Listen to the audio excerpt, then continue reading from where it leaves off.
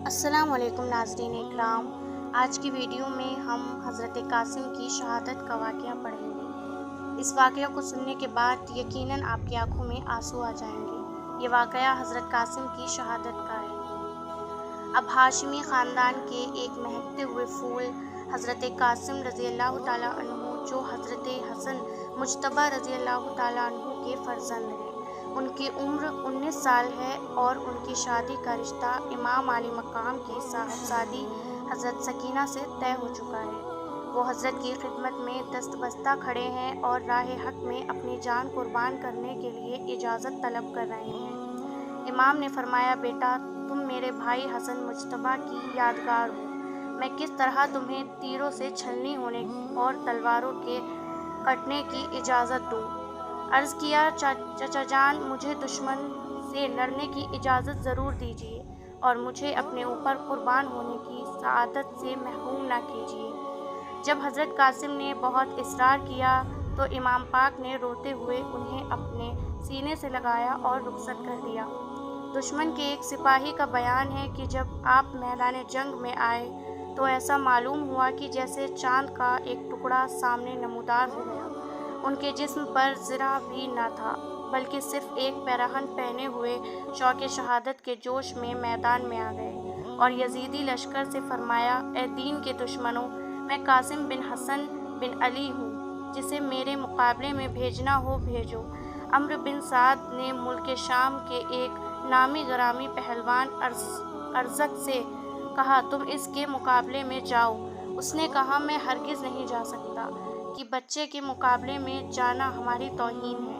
ابن سعد نے کہا، تم اسے بچہ نہ جانو، یہ حسن کا بیٹا اور فاتح خیبر کا پوتا ہے، اس کا مقابلہ آسان نہیں ہے۔ اس نے کہا، کچھ بھی ہو، میں ایسے بچے کے مقابلے میں نہیں جا سکتا، البتہ میرے 4 بیٹے یہاں موجود ہیں، ان میں سے ایک کو بھیج دیتا ہوں، ابھی 1 منٹ میں اس کا سر کاٹ کر لے آئے گا۔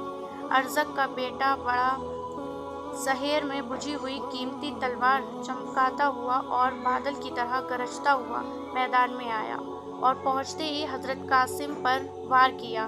آپ نے اس کے وار سے بچ کر ایسی تلوار ماری کہ وہ ایک ہی تلوار میں ڈھیر ہو گیا۔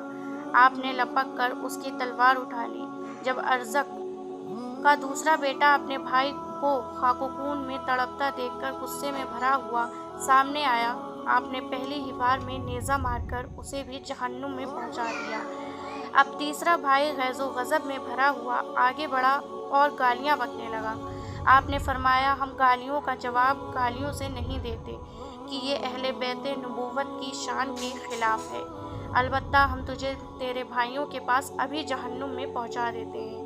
یہ کہتے ہوئے آپ نے اسے بھی کھیری کی طرح کاٹ کر 2 ٹکڑے کر دیا۔ اب ارزق کا چوتھا بیٹا شیر کی طرح گرجتا ہوا حضرت قاسم پر حملہ آور ہوا۔ آپ نے اس کے وار کو بیکار کر دیا اور اس کے کندھے پر تلوار کا ایسا وار کیا کہ وہ منہ کے بل زمین پر آ گیا اور پھر پوری طاقت کے ساتھ اٹھنا ہی چاہتا تھا کہ آپ نے اس کے سر کو جسم سے الگ کر دیا۔ جب ہاشمی بہادر نے چند منٹوں میں ارزق کے چاروں بیٹوں کو موت کے گھاٹ اتار کر اس کے سارے غرور کو خاک میں ملا دیا تو وہ غصے سے کانپنے لگا اور جن کے مقابلے میں آنا پہلے وہ اپنی توہین سمجھتا تھا، اب ان سے لڑنے کے لیے بے قرار ہو گیا۔ ہاتھی کی طرح چنگھاڑتا اور شیر کی طرح دہاڑتا ہوا میدان میں آ کر حضرت قاسم کو للکارا کہ لڑکے تیار ہو جاؤ، موت تمہارے سر پر آ گئی۔ آپ نے فرمایا، ارزق، ہوش کی دعا کر، تو اوروں کے لیے طاقت کا پہاڑ ہوگا، ابھی تو نے ہاشمی بہادروں کو نہیں دیکھا ہے، ہماری رگوں میں شیر خدا کا خون ہے، تو ہمارے نزدیک مکھی اور مچھر سے زیادہ حیثیت نہیں رکھتا۔ ارزق کی یہ طعنہ سن کر اور بھی آگ بگولا ہو گیا اور حضرت قاسم پر نیزے سے حملہ کر دیا۔ آپ نے اس کے وار کو بیکار کر دیا، پھر آپ نے بھی نیزے سے وار کیا جو خالی گیا۔ اس طرح دونوں طرف سے کچھ دیر نیزہ بازی ہوئی، اس کے بعد ارزق نے تلوار کھینچی تو آپ نے بھی تلوار نکال لی۔ اس نے جب آپ کے ہاتھ میں اپنے بیٹے کی تلوار دیکھی تو کہا، یہ تلوار تو ہمارے لڑکے کی ہے، تمہارے پاس کہاں سے آئی؟ آپ نے ہنس کر فرمایا، تیرا بیٹا مجھے یادگار کے طور پر یہ تلوار اس لیے دے گیا ہے تاکہ میں تجھے اسی سے موت کے گھاٹ اتار کر تیرے بیٹے کے پاس پہنچا دوں۔ یہ سن کر ارزق غصے سے پھر بکھر گیا اور حضرت قاسم پر حملہ کرنا ہی چاہتا تھا کہ آپ نے الحرب خدعۃ کے پیش نظر فرمایا کہ ارزق، ہم تو تجھے نہایت تجربہ کار بہادر سمجھتے تھے، لیکن تو نہایت اناڑی ہے کہ گھوڑے کی جین کسنا کا بھی سلیقہ نہیں رکھتا۔ آپ کے اس طرح فرمانے پر جب وہ جھک کر اپنے گھوڑے کی جین دیکھنے لگا تو اسی وقت آپ نے تلوار کا ایسا بھرپور وار کیا کہ وہ ٹکڑے ہو کر زمین پر آیا۔ حضرت قاسم رضی اللہ تعالیٰ عنہ ارزق کے گھوڑے پر سوار ہو گئے اور خیمے کی طرف آ کر حضرت امام کی خدمت میں عرض کیا، یا معاہ العطش العطاش، اے چچا جان، پیاس پیاس، چچا جان اگر ہمیں تھوڑا سا پانی پینے کو مل جائے تو ابھی ہم ان سب کو موت کے گھاٹ اتار دیں۔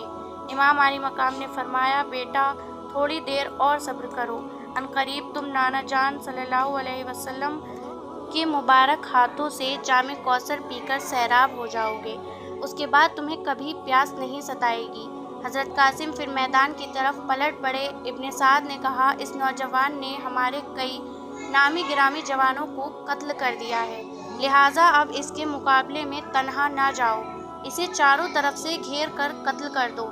دشمنوں نے آپ کو چاروں طرف سے گھیرے میں لے لیا اور گھمسان کا لڑائی شروع ہو گئی۔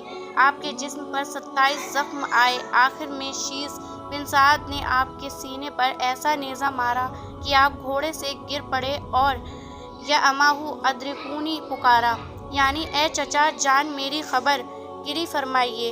امام اپنے بھتیجے کی دردناک آواز سن کر دوڑ پڑے، دیکھا کہ جسم نازنین زخموں سے چور ہے۔